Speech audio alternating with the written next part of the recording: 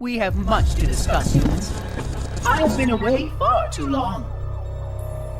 You have been away far too long.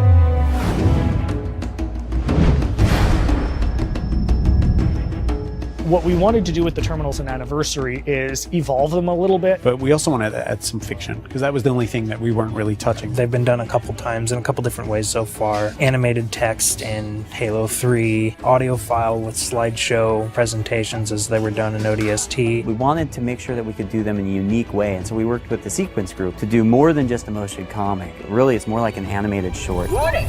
By order of Ecumen Council. Kind of settled on the story that talks a bit about 343 Guilty Spark. Guilty Spark in the game is this character you don't really get to know too well. I mean, he's there and you form a bond with him, but at the same time, you don't know his story. You don't know his backstory. What was could never be again. That's been the fun thing. It's like, what the hell's he been doing for 100,000 years? Other than what he says aloud, you never really understand what he's thinking. This was kind of an opportunity to explore that.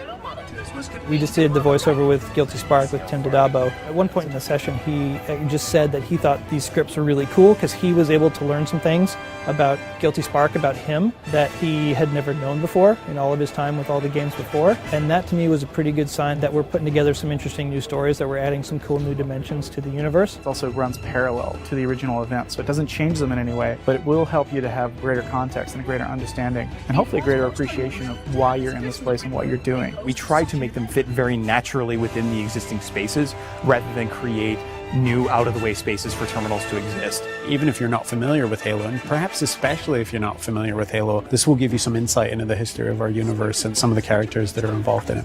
All preparations are complete for my installation. There's just so much that's been established. It's actually worked out so well for us to build upon that and work with that. We felt it would be an interesting opportunity to help tie the story in. So with the terminals, you'll get a couple sneak peeks of some things that we're thinking for Halo 4.